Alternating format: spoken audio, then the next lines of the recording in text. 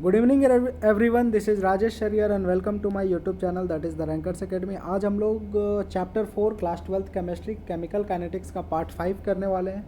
पिछले लेक्चर में हम लोगों ने ज़ीरो ऑर्डर रिएक्शन को देखा था। अब हम लोग फर्स्ट ऑर्डर रिएक्शन देखेंगे। फर्स्ट ऑर्डर रिएक्शन होता क्या है? तो when the rate of the reaction is directly proportional to the first power of concentration of reactant, जब भी किसी रिएक्शन का रेट कंसंट्रेशन के फर्स्ट पावर पर डिपेंड करे उसको हम लोग फर्स्ट ऑर्डर रिएक्शन बोलते हैं। और जब भी देखो कंसंट्रेशन क्या है, ये आर है, और जब भी रेट ऑफ रिएक्शन कंसंट्रेशन के पावर 0 पर डिपेंड करे उसको जीरो ऑर्डर करेंगे। अगर कंसंट्रेशन का पावर 2 पर डिपेंड कर रहा है तो सेकेंड ऑर्डर। बड़ा सिंपल सा है। पिछले रिएक्शन में पिछला जो ऑर्डर ऑफ रिएक्शन पढ़ा था हमने, zero order reaction, same reaction लिया था। आर रिएक्टेंट है, पी प्रोडक्ट है।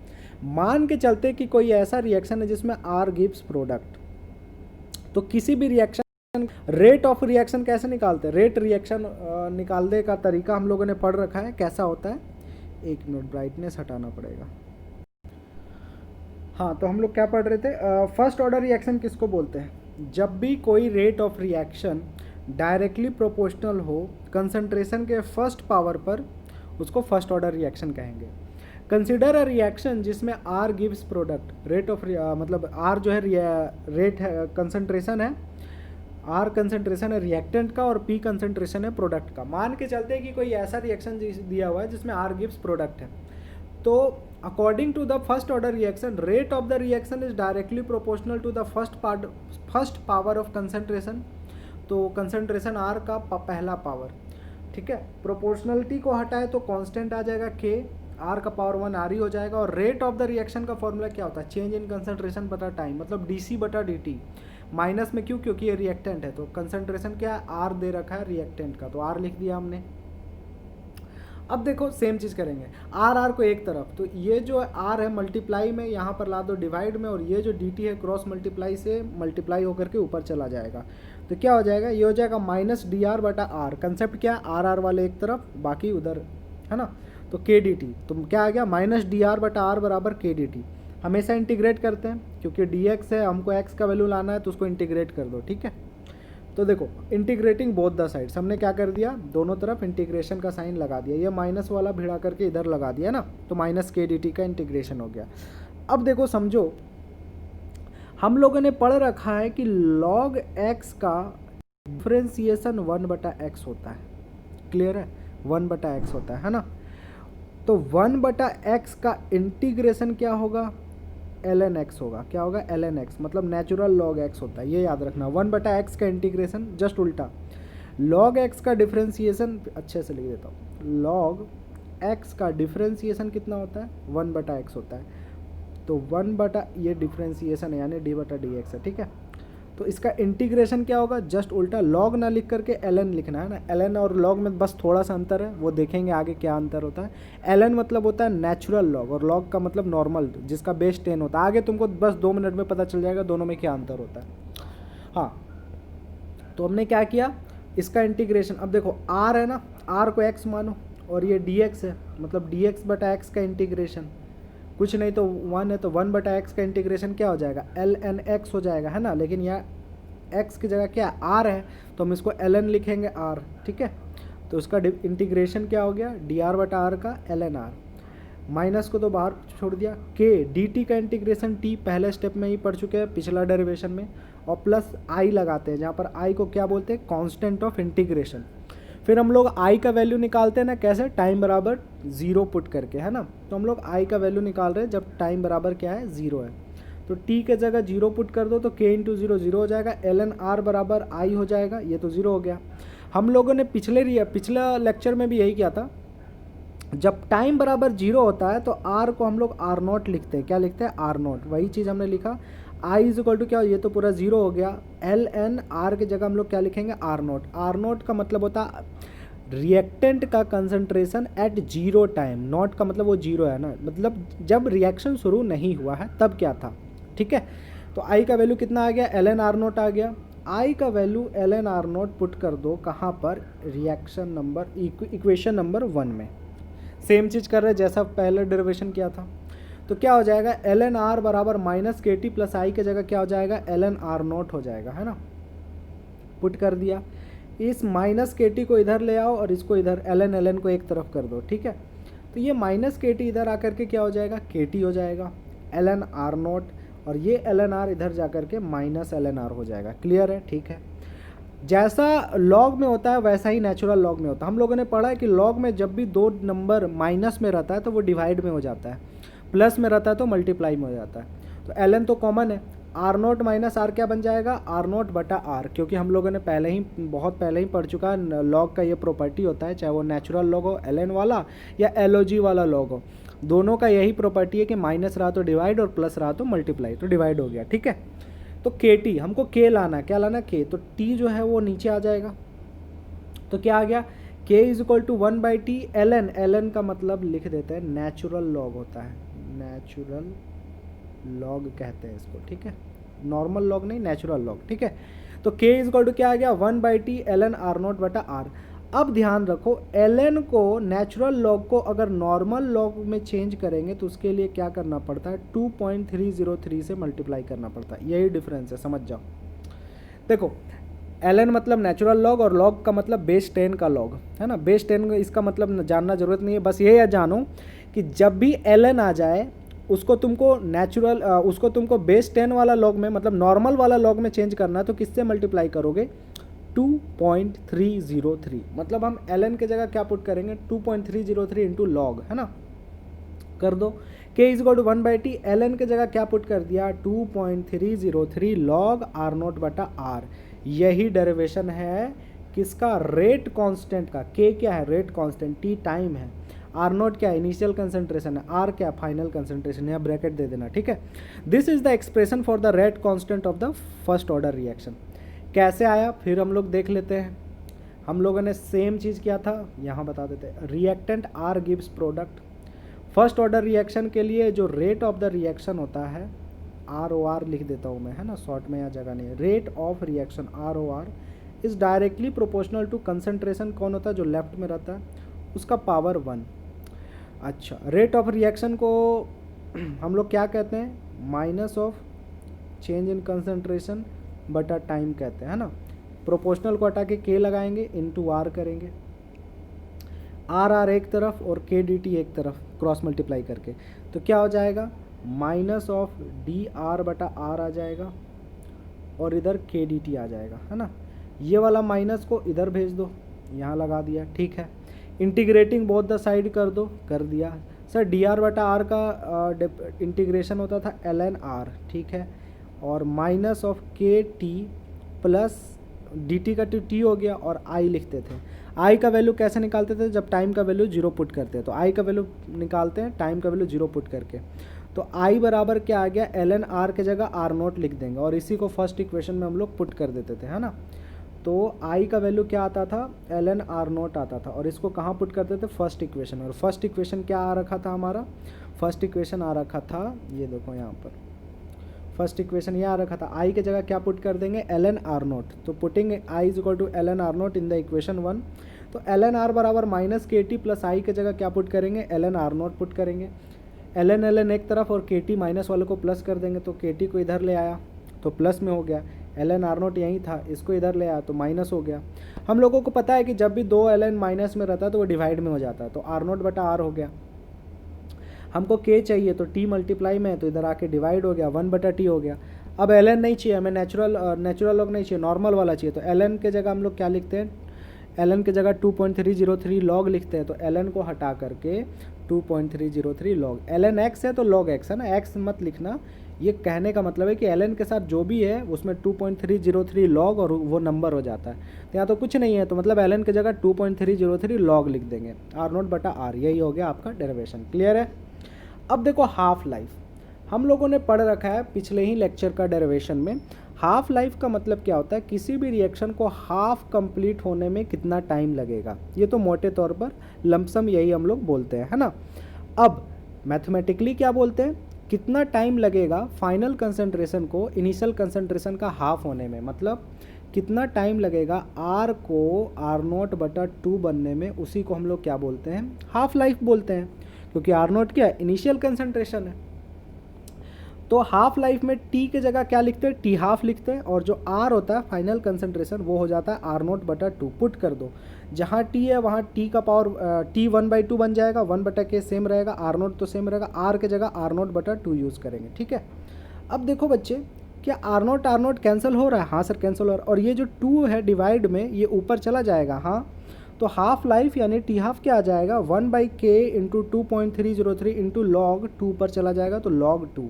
ठीक है, हम लोगों को पता है कि log 2 का वैल्यू 0.3 होता है, तो पुट करो 1/k इंटू 2.303 और log 2 के जगह क्या पुट करो, 0.3। इन दोनों नंबर को जब तुम गुना करोगे 23 या 69, 0.693 आएगा बटा k, है ना। ये एक्सप्रेशन बहुत ज़्यादा इंपॉर्टेंट है।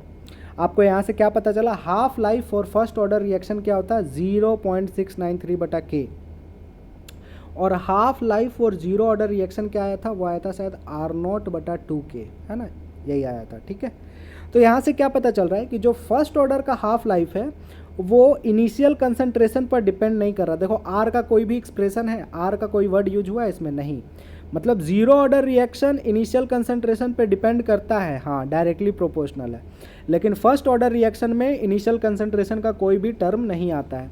तो यही इस चीज़ का सबसे इंपॉर्टेंट पॉइंट है, क्या कि for the first order reaction half life is independent of initial concentration. Initial concentration मतलब आर नोट, मतलब जब भी हम लोग फर्स्ट ऑर्डर रिएक्शन निकालते हैं तो उसका हाफ लाइफ का फॉर्मूला में इनिशियल कंसंट्रेशन का टर्म नहीं आता है, ये याद रखना, हट जाता है ना। कैसे, आर नोट कट जा रहा था, टू ऊपर चला जा रहा था, इस तरीके से। ठीक है, तो क्वेश्चन कैसा पूछा जाता है, क्वेश्चन आपको पूछा जाता है derive an expression for rate constant for first order reaction. ये तो यहाँ का डेरिवेशन हो गया।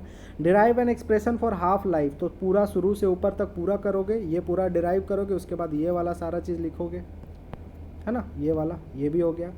उसके बाद क्या आता है, वन मार्कर में ऐसा पूछ लेता है कि what is the order of the reaction, उस रिएक्शन का ऑर्डर क्या होगा, whose half life is independent of the initial concentration.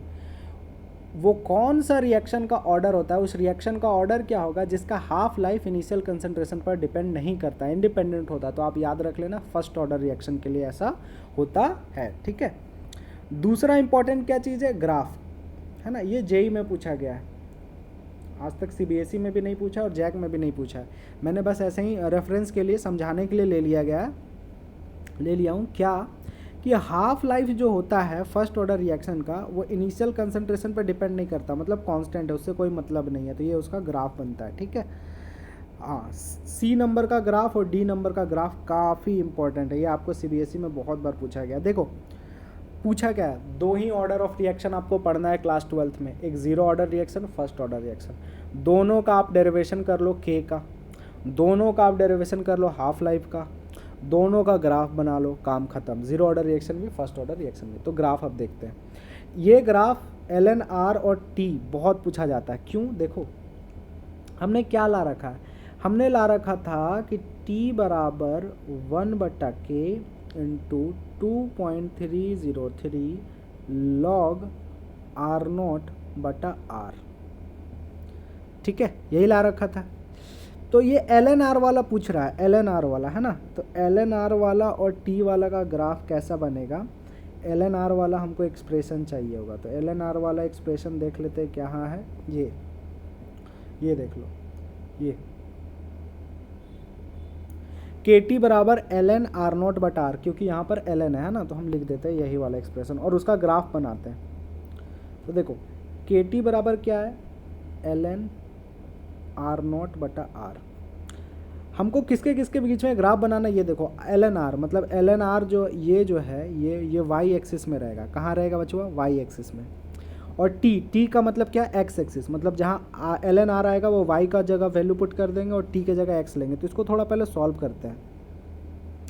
हमें क्या पता है, KT बराबर ln r नोट बटा r पता है, इसी का एक स्टेप पीछे जाएंगे तो क्या लिखेंगे, KT बराबर ln r note minus ln r, क्योंकि हमको पता है कोई भी चीज़, दो चीज़ जब डिवाइड में होता है ln में या log में तो वो माइनस हो जाता है। ठीक है, हमको ln r y में रखना है, ये ln r यही है y हमारा, इसको पॉजिटिव करने के लिए इधर ले आओ। तो क्या करेंगे, ln r को ले आए इधर LHS में, बाकी को उधर भेज दो, तो क्या आ गया ln आर नोट आ गया माइनस के टी आ गया। ठीक है, कलर चेंज करते हैं। अब देखो ln आर वाई एक्सिस की तरफ है, तो ln आर के जगह y लिखे, हाँ y लिख दिए। t का मतलब x एक्सिस हुआ, x के साथ जो भी रहता है उसको m बोलते हैं, तो ये माइनस एम एक्स हो गया। अरे हाँ, ये x है, t x एक्सिस में है इसलिए, और जो भी रहता है वो m रहता है ना, एप्लीकेशन ऑफ डेरिवेटिव में भी पढ़ा रखा है और क्लास 11th का मैथ में भी यही हो जाए। तो ये y का x के साथ जो आ गया वो m हो गया है ना स्लोप, और जो बच जाता है वो c रहता है। क्यों, ये माइनस है तो माइनस x और m, तो minus M X plus C का ये ग्राफ बन रहा है। y is equal to minus M X plus C का ग्राफ डाउनवर्ड बनता है, y is equal to M X plus C का ग्राफ अपवर्ड बनता है ना, माइनस है इसलिए डाउनवर्ड बनता है। तो हमको पता चल गया कि इसका ग्राफ कैसा बनेगा, डाउनवर्ड बनेगा। चलो ये चीज़ तो क्लियर हो गया। दूसरा चीज़, स्लोप का वैल्यू क्या होगा, तो जो भी t मतलब x के साथ जो लगा रहता है उसी को स्लोप बोलते हैं। अरे बोलते हैं कि नहीं बोलते, तो स्लोप का वैल्यू m का वैल्यू कितना आ गया, माइनस के आ गया है ना। तो स्लोप का वैल्यू क्या हो गया, माइनस के। नहीं समझ में आया तो फिर से एक बार बता देते हैं। क्या था हमारे पास एक्सप्रेशन, हमारे पास एक्सप्रेशन था k is equal to 1/t ln R naught बटा आर, इस तरीके से। ठीक है, हमको क्या करना था, हम इसको एक स्टेप ऐसा लिखे थे, 1/t ln R naught minus R. Next हम क्या कहते हैं, यहाँ ln लगा दो। ठीक है, हमको क्या चाहिए था, इसका ग्राफ चाहिए था, तो ये y है ना, y को इधर ले आया चुपचाप, हाँ तो y को इधर ले आया तो ये इधर आ गया, हाँ इधर आ गया y। बच क्या गया तुम्हारा ln आर नोट है ना, और ये प्लस के जो बच गया वो माइनस के बच गया ना।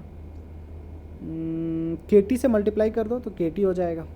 अरे ये के टी होगा ना, मल्टीप्लाई हो गया, हाँ तो ये प्लस के टी इधर आके माइनस के टी हो गया। यही x है, क्या है x, तो ये x हो गया और ये m हो गया, तो एम एक्स बन गया ये, और ये बन गया c। तो m का वैल्यू क्या आ गया, माइनस के आ गया ना। तो याद रखना कि स्लोप का वैल्यू माइनस के आता है, और ln आर और t का ग्राफ नीचे जाता है और स्लोप का वैल्यू माइनस के आता है। जिसको मैथ्स में प्रॉब्लम होगा ना क्लास 11th का, उसको हो सकता है थोड़ा सा दिक्कत आए, लेकिन कोई दिक्कत आना नहीं चाहिए, क्योंकि नीट के बच्चे तो मैथ पढ़ते नहीं हैं, फिर भी उनको केमिस्ट्री पढ़ना पड़ता है। डायरेक्टली बस याद रखो y is equal to minus M X plus C है, ये ग्राफ नीचे जाता है। ठीक है, स्लोप m को बोलते हैं, बस यही याद रखना है ना। नेक्स्ट ग्राफ जो है d वाला, वो काफ़ी इंपॉर्टेंट है। ये तो बहुत बार CBSE पूछ रखा है, बहुत बार। ln आर नोट बटा लॉग आर नोट बटा आर और t के बीच में ग्राफ है ना, लॉग आर नोट बटा आर और t के बीच में ग्राफ। मतलब तुम फाइनल एक्सप्रेशन पर लिख लो पहले इसका, किसका, k इज इक्वल टू क्या होता था, 1/t होता था, लॉग होता था 2.303 होता था, और आर नोट बटा आर होता था, यही होता था ना। हमको किसका, ये y एक्सिस में चाहिए, तो चलो ठीक है, ये y एक्सिस में चाहिए, और x एक्सिस में t चाहिए, क्या चाहिए t।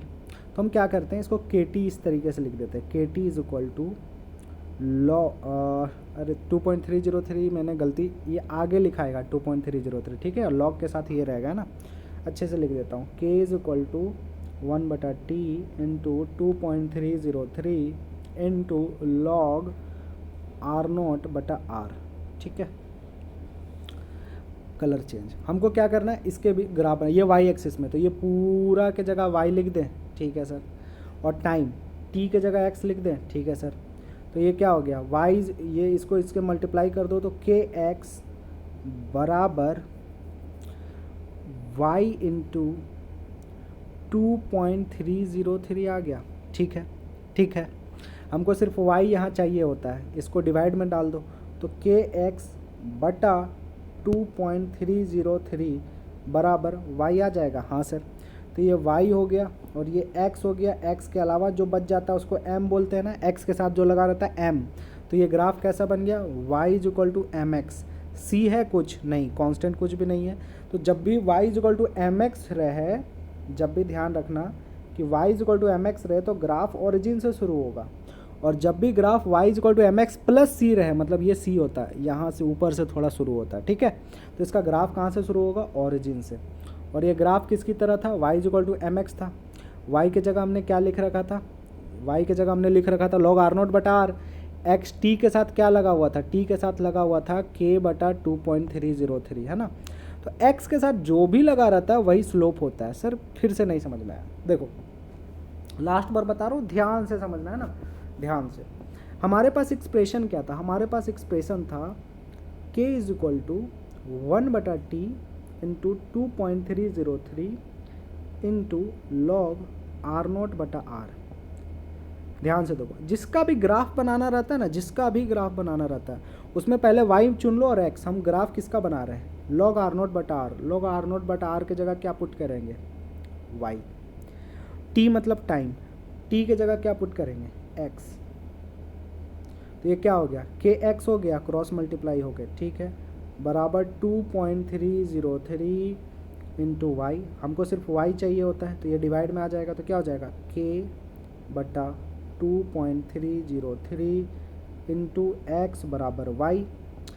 x के साथ जो भी लगा रहता है उसी को ना m बोलते हैं, y is equal to mx। तो m मतलब स्लोप का वैल्यू क्या हो गया, k/2.303, वही मैं बतलाना चाह रहा था, ठीक है। और ग्राफ हमेशा स्ट्रेट लाइन जाएगा ऊपर से। कैसे आया वो चीज़ मैंने पूरा एक्सप्लेन कर रखा है यहाँ पर, ठीक है।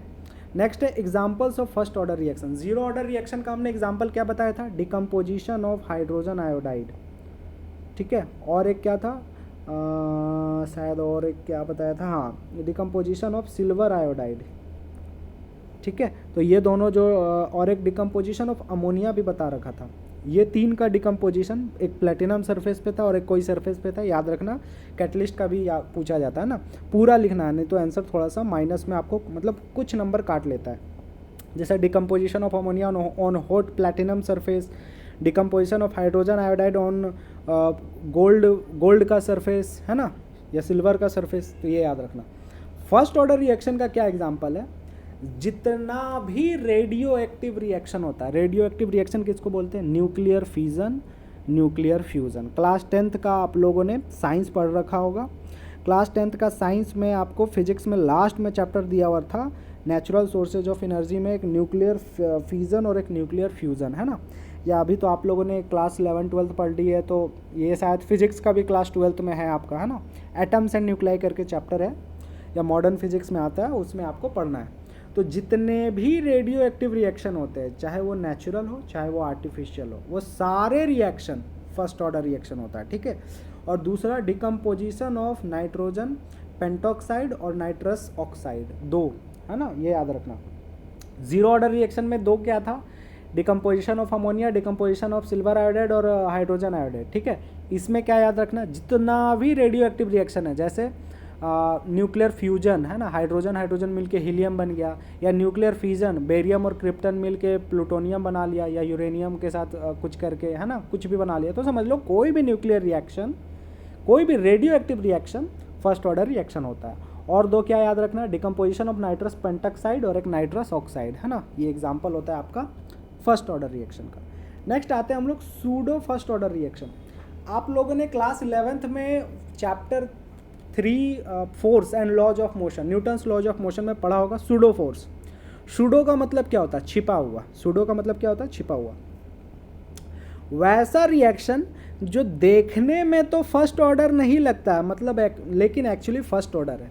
आप लोगों के क्लास में कुछ ऐसे बच्चे होते होंगे जो काफ़ी ही शैतान और चपल बालक होते होंगे, वो देखने में बिल्कुल नहीं लगता कि पढ़ने वाला है, लेकिन वो जा कर के टॉप कर जाता है अपने क्लास में, है ना।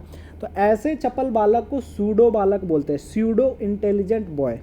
मतलब देखने में नहीं लगता कि इंटेलिजेंट है, लेकिन एक्चुअली में वो इंटेलिजेंट है। तो same is the case with pseudo first order reaction. वैसा रिएक्शन जो कि देखने में फर्स्ट ऑर्डर नहीं लगता है, लेकिन वो एक्चुअली में फर्स्ट ऑर्डर है। The reaction which looks like zero और सेकंड ऑर्डर रिएक्शन, जो लगता है कि जीरो ऑर्डर है या सेकंड ऑर्डर है, but it is actually first order, उसको बोलते हैं सूडो फर्स्ट ऑर्डर रिएक्शन। ऐसा कब होता है, कोई भी चीज़ सूडो फर्स्ट ऑर्डर या कोई भी रिएक्शन सूडो रिएक्शन तभी बनता है जब किसी एक रिएक्टेंट का गाढ़ापन बहुत ज़्यादा ले लो। क्या ले लो, whenever the concentration of any reactant is very very much high, बहुत हाई है, तो सूडो रिएक्शन हो जाता है ना। तो this generally occurs when one reactant is present in very very large amount.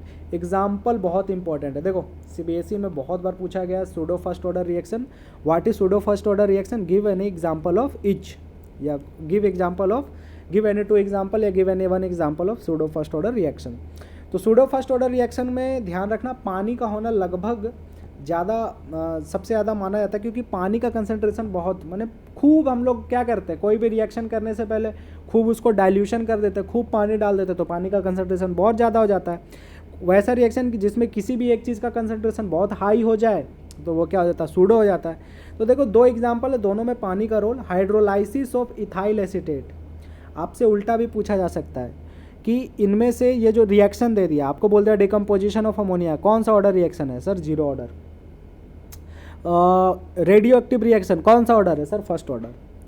Pseudo first order reaction में आपको बोल देगा हाइड्रोलाइसिस ऑफ इथाइल एसीटेट, कौन सा रिएक्शन है sir, pseudo first order reaction. Inversion of cane sugar sir, pseudo first order reaction. Ethyl acetate, ethyl का मतलब क्या हो गया C2H5 और एसीटेट का मतलब क्या हो गया COO, है ना। तो हम लोग को पता है CH3 COO इथाइल एसीटेट, तो ये हो गया इथाइल और ये हो गया तुम्हारा एसीटेट। इसको जब हाइड्रोलाइसिस करेंगे मतलब पानी के प्रेजेंस में H+ मतलब एसिडिक में तोड़ेंगे तो क्या बनेगा CH3 COO, ये है, ये हट जाएगा और ये वाला H इधर आ जाएगा, H+ बच क्या गया C2H5 बचा ना, और वाटर का OH बचा तो H2O बना लेगा, ठीक है। तो ये रिएक्शन जो होता है फिर से बता देता हूँ, ये ख़त्म हो जाता है, H2O का H+ यहाँ आ जाता है तो CH3 COOH बन गया, C2H5 यहाँ से एक H हटा तो OH बचा, C2H5 OH यहाँ बन जाता है ना। ये रिएक्शन हाइड्रोलाइसिस है, इसमें वाटर का बहुत ज़्यादा कंसंट्रेशन है, इसलिए जो रेट है is equal to K into सिर्फ और सिर्फ हम इसका कंसंट्रेशन का पावर 1 ले रहे हैं। देखने में तो लगता है कि इसका कंसंट्रेशन का पावर 1 और इसका कंसंट्रेशन का पावर 1, लेकिन वाटर बहुत एक्सेस में इसलिए इसको नहीं लेते हैं ना। तो ये फर्स्ट ऑर्डर रिएक्शन हो गया। ठीक उसी प्रकार से inversion of cane sugar, sugar का फॉर्मूला पढ़े होगे क्लास 11th में मोल कंसेप्ट में, C12H22 या 22 होगा, ठीक है 2 नहीं है, C12H22O11। वाटर के प्रेजेंस में इसको भी तोड़ रहे हैं तो क्या बन रहा है glucose C6H12O6, fructose C6H12O6। Sir ऐसा कैसे हो सकता है, ग्लूकोज का भी सेम फार्मूला, फ्रक्टोज का भी सेम फार्मूला। अरे पगले, आइसोमर का नाम सुना है, the compound having same formula but different structural formula. वैसा कंपाउंड जिसका मॉलिकुलर फार्मूला तो सेम होता है, स्ट्रक्चरल फार्मूला अलग होता है, इसलिए नेम भी चेंज हो जाता है ना। तो जब भी चीनी को अपन तोड़ेंगे, हाइड्रोलाइसिस ऑफ केन शुगर मतलब गन्ना से जो चीनी बनाते हैं, उसका जब इन्वर्जन करेंगे, जब उसका डिकम्पोजिशन करेंगे किसके प्रेजेंस में, एसिडिक के प्रेजेंस में मतलब H+ के प्रेजेंस में, तो ग्लूकोज और फ्रुक्टोज मिलता है ना। इसका रेट ऑफ रिएक्शन क्या होगा, R = K इंटू इसका पावर 1 और इसका पावर 1, लेकिन इसको नहीं लेंगे क्योंकि वाटर बहुत हाई कंसंट्रेशन में होता है। तो ये आपका 2 एग्जाम्पल हो गया सूडो फर्स्ट ऑर्डर रिएक्शन का। That's all from today's class. अब आपका जो है लगभग 60% ऑफ द चैप्टर कंप्लीट हो गया है। आई होप आप लोग अच्छी तरीके से रिवाइज कर रहे हैं। 2 चीज़ को बड़े अच्छे से रिवाइज करेंगे इस चैप्टर में, क्या, zero order reaction, first order reaction का डेफिनेशन, फॉर्मूला का डेरिवेशन, ग्राफ, एग्जाम्पल, है ना, जान है इस चैप्टर का, ठीक है।